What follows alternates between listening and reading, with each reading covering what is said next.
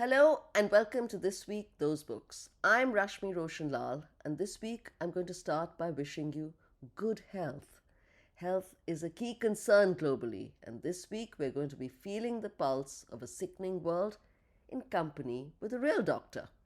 We have a guest editor, Meera Harrison from New Zealand.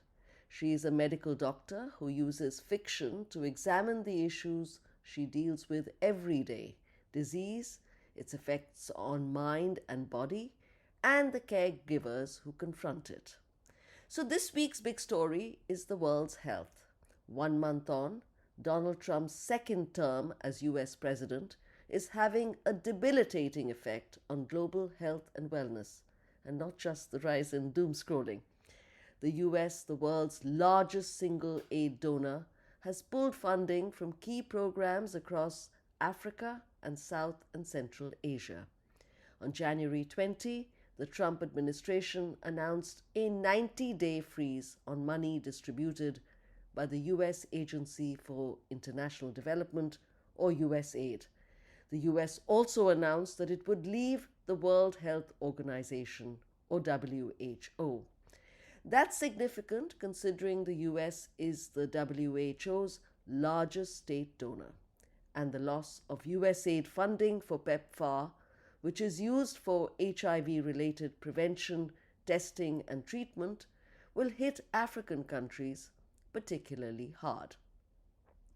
Our guest editor has two books, a novel and a non-fiction study. Both are by doctors who trained and worked in the British National Health Service, NHS, and later in New Zealand. Both are based on the writer's real-life experience as doctors in public healthcare systems.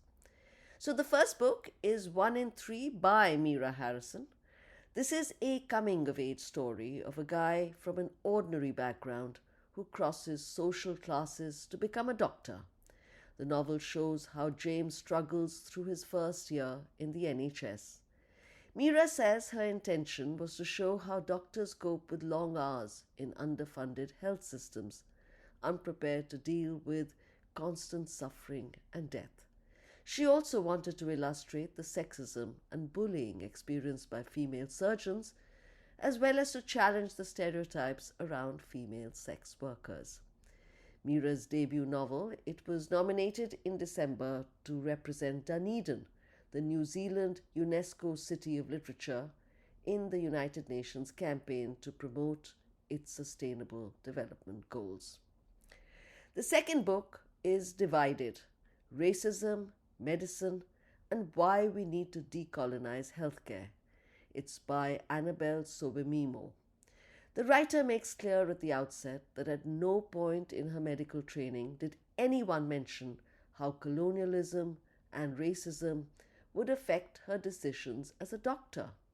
The 12 chapters that follow illustrate how race science, inequalities, and colonialism have shaped medical practice worldwide. She has tried to reinsert the stories of Black and Indigenous doctors and patients into the historical narrative. A key example is the experimentation on Puerto Rican women during the development of early contraceptive pills. This book was a 2023 finalist for the Orwell Prize for Political Writing. That's it for this week's books.